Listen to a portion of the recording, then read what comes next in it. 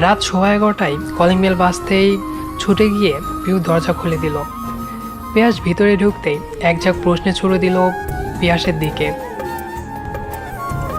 কোথায় ছিলে তুমি? এত দেরি হলো কেন? কতবার ফোন দিয়েছি দেখেছো? ফোন অফ কেন ছিল তোমার? তুমি ঠিক আছো তো? পিউয়ের প্রশ্নের জোয়ার পিয়াস বেশ এনজয় করছিল। আরে বাবা, একসাথে এত প্রশ্ন করলে কোনটা রেখে কোনটার উত্তর দেই বলো তো? আমার সবগুলোর উত্তর চাই। আজকে অফিসে একটা ইম্পর্টেন্ট মিটিং আর প্রেজেন্টেশন ছিল। ফোন সাইলেন্ট করা ছিল, তাই তোমার কল খেয়াল করিনি। তারপর তোমার কল দেখেছি, কিন্তু কল ব্যাক করার সুযোগ পাওয়ার আগেই চার্জ শেষ হয়, ফোন বন্ধ হয়ে যায়। তারপর মিটিং শেষে ক্লায়েন্টদের হোটেল পৌঁছে দিয়ে বাসায় ফিরতে রাত হয়ে গেল। কিন্তু তোমার চোখে পানি কেন? তুমি জানো আমি কত টেনশনে ছিলাম। কখনো তো তোমার এত লেট হয় না, কখনো তোমার ফোনও বন্ধ থাকে না। টেনশনে আমি প্রায় আধমরা হয়ে গেছি। একটাবার খবর তো দিতে পারতে। পিয়াস অবাক হয়ে গেল পিউয়ের কথা শুনে। এ কি ওর সেই বউ যে কিনা বাসরাতে ছিল সম্পূর্ণ ভিন্ন এক মানুষ? 5 মাস আগে বিয়ের প্রথম রাতেই পিউ পিয়াসকে স্পষ্ট বলে দিয়েছিল, দেখুন মিস্টার, এই বিয়েটা আমি কেবল করেছি আমার অসুস্থ বাবার কথা রাখতে। এই বিয়ে করার কোনো ইচ্ছাই আমার ছিল না। সুতরাং স্বামী হিসেবে আমি আপনাকে মেনে নিতে পারছি না।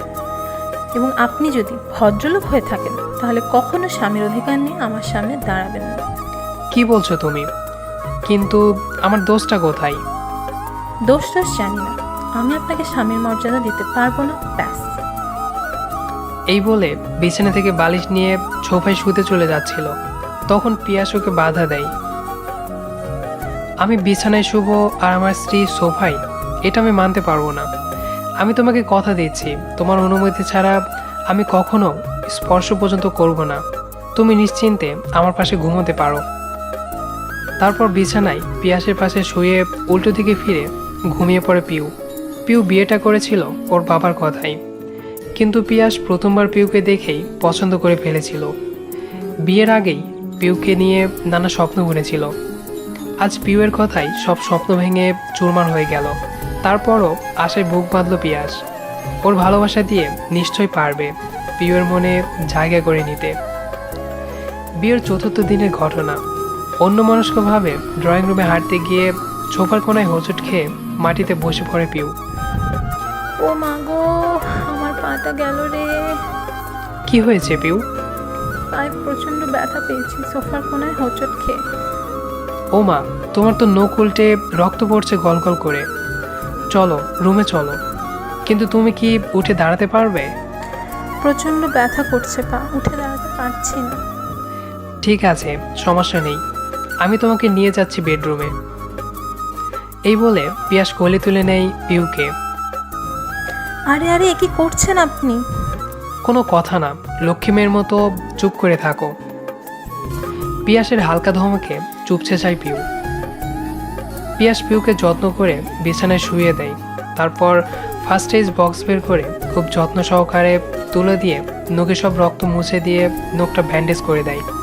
তারপর বলে, আচ্ছা তুমি এত বড় নখ রাখো কেন পাই?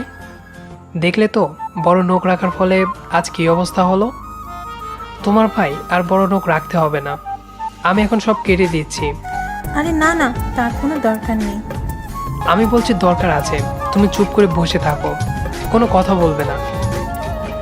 এবারও পিয়াসের মৃদু ধমকে চুপ হয়ে যায় পিউ। তারপর পিয়াস কোলে তুলে নেয় পিউয়ের পা। খুব যত্ন করে একটা একটা করে পায়ের আঙ্গুলের সবগুলো নখ ছোট করে দেয় পিয়াস। নখ উল্টে যাওয়া যে কত কষ্টের তা তো এখন বুঝতেই পারছো। তবে এখন আর কোনো টেনশন নেই। মুচকি হেসে পিউ বলে, আপনাকে অনেক ধন্যবাদ। পিউ এক রাতে বিছানায় শুয়ে পিয়াসের কাছে খুব দুঃখ করে বলে, জানেন, আমি একটা ছেলেকে খুব ভালোবাসতাম, সারা জীবন একসাথে কাটাতে চেয়েছিলাম। তারপর কি হলো? ওই যা হয় আর কি, আমাদের স্টেটাস মেলে না বলে বাবা ওকে মেনে নেয়নি। ও আচ্ছা। আর ইমোশনাল ব্ল্যাকমেল করে আমাকে আপনার সাথে বিয়ে দিয়ে দেয় বাবা। আমি আসলে কি বলবো বুঝতে পারছি না। আমি তো এসব আগে জানতাম না। আগে জানলে হয়তো তোমার বাবাকে আমি বোঝাতাম। আপনি মানুষটা অনেক ভালো, তাই এ কথা বলছেন। তবে যা হওয়ার ছিল তাই হয়েছে, সবই আমার নিয়তি।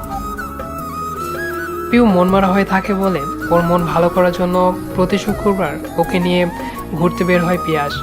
কখনো মুভি, কখনো শপিং, কখনো বা পিউয়ের পছন্দের কোনো জায়গায় বসে অনেকক্ষণ আড্ডা। প্রায়ই এটা ওটা গিফট নিয়ে আসে পিউয়ের জন্য। একদিন পিয়াস বেলি ফুলের গহনা এনে বলল, এই নাও, তোমার জন্য এনেছি। তুমি যদি গহনাগুলো পরে সাজো তো আমি খুব খুশি হব। ওয়াও, বেলি ফুল! এটা তো আমার ফেভারিট ফুল। আমি এখনই গহনাগুলো পরছি। গলায়, হাতে, মাথায় বেলি ফুলের মালা পরে সাজলো পিউ। পিউকে দেখে পিয়াস বলল, তোমাকে তো একদম ফুলপরির মতো লাগছে পিউ, দারুণ দেখাচ্ছে তোমায়। Thank you. জানেন, সেই ছোট্টবেলায় ফুলের গহনা পরে সাজতাম। আজ আপনার জন্য সেই ছোটবেলার স্মৃতিগুলো আবার ফিরে পেলাম।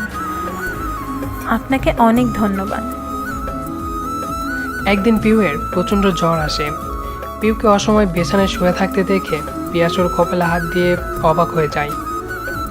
এ কি, তোমার দেখে ভীষণ জ্বর। এই বলে পিয়াস কিছু খাবার আর ওষুধ নিয়ে আসে। নিজ হাতে পিউকে খাইয়ে দেয়। রাতে যখন ওষুধ খাওয়া সত্ত্বেও জ্বর তেমন কমে না, তখন বিছানায় শুয়ে পিউয়ের মাথা ধুয়ে দেয়।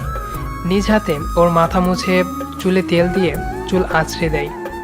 তারপর পিউকে কিছু খাবার খাইয়ে বলে, এবার তুমি ঘুমাও, আমি তোমায় জলপট্টি দিয়ে দিয়েছি, দেখবে জ্বর একদম কমে যাবে। আপনি কেন মিছে মিছে আমার জন্য এত কষ্ট করছেন? তুমি আমার বউ, তোমার জন্য আমি কষ্ট করব না তো কে করবে? এগুলো কোনো কষ্টই না আমার জন্য। তুমি সুস্থ হয়ে ওঠো শীঘ্রই, আমি শুধু এটাই চাই। আপনাকে ধন্যবাদ দিয়ে ছোট করতে চাই না, কিন্তু আজ আপনি যা করলেন তা শুধুমাত্র হয়তো নিজের মাই করে। এভাবে পিউয়ের জড়তা কাটতে থাকে। ধীরে ধীরে পিয়াসের সাথে ঘনিষ্ঠতা বাড়তে থাকে। পিয়াসের ভদ্র আচরণ, কেয়ার, মায়া, যত্ন, ভালোবাসা দোলা দেয় পিউয়ের হৃদয়ে। পিউয়ের মনেও জাগতে শুরু করে পিয়াসের জন্য সুপ্ত অনুভূতি।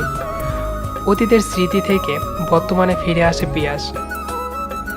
এত টেনশন কেন গো? বারে, আমি টেনশন করব না? সেটাই তো জানতে চাচ্ছি, কেন তো টেনশন আমার জন্য তোমার? কারণ কি কারণ? কারণ আমি যে তোমায় ভালোবাসি। তুমি আমায় ভালোবাসো পিউ? সত্যি বলছো তুমি? জি, সত্যি বলছি।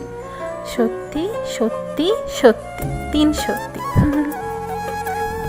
পিউয়ের মুখে প্রথমবার ভালোবাসার কথা শুনে পিয়াসের সুখের অন্ত রইল না। আনন্দে জড়িয়ে ধরল পিউকে বুকের মাঝে। আর পিয়াসের বুকে পিউ খুঁজে পেল এক শান্তির পৃথিবী।